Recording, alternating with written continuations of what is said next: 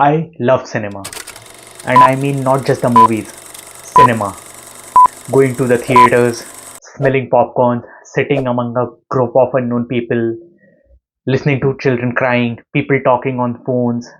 But as soon as the lights go dim and screen starts, there's a whole new world that starts. A bunch of unknown people coming together, sharing same emotions, sitting close to each other, and it has always been an event, a ritual, shared and alive. But as of today, while recording it, we stand at a crossroads. The history and the future of cinema might just change, and it might not be for good. On December 5th, 2025, Netflix, the streaming giant, agreed to acquire Warner Bros. Discovery's film and television studios, along with the streaming division. That means Warner Bros. Studios, historic film legacy, HBO Max, and its enormous film library and television all under one roof. This is not just another acquisition. The deal values Warner Bros. At around 83 billion USD, making it one of the biggest acquisition and merger deals in the history of media. So, what does Netflix acquire? Legendary film and TV studios, HBO Max, and the full catalog of globally recognized franchises, blockbuster films, TV dramas, and iconic intellectual properties. In short, Netflix is not just acquiring a streaming platform, it is now a full fledged media studio with decades of history and global content power. People favoring this merger argue that they'll be getting more content, deeper libraries, cost savings, maybe even lower subscription costs for the viewers.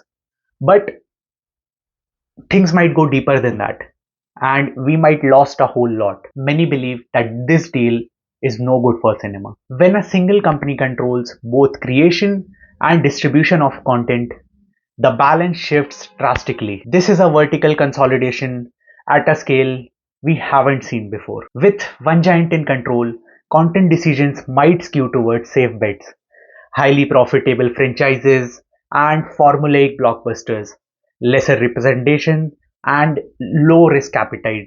Independent and experimental cinema will lose backing and slowly disappear, and overall creative diversity might just shrink. Insiders from the industry suggest that this deal could severely reduce the number of theatrical releases, releasing them directly to the streaming platforms, and even if they are released, it might be for a very short window. Multiplexes and cinemas, especially the smaller and independent ones, will need to struggle and even shut down.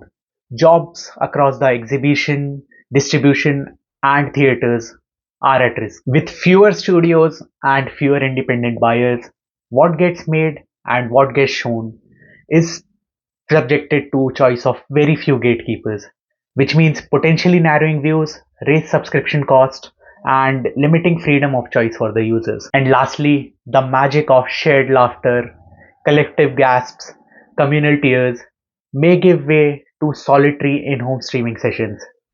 The ritual of movie night outs, first date, may become rare instances of nostalgia rather than a regular cultural practice. If this deal goes through, cinema may survive, but just as a relic, a niche, a memory from your past. But the backlash from this announcement has already begun. Prominent voices like cinema owners, industry guilds, creative professionals have already called this merger an anti-monopoly nightmare. Trade bodies representing theaters warn that this move poses an unprecedented threat to global film exhibition. Also, there might be a strong antitrust scrutiny looming in the US, Europe, and other major markets.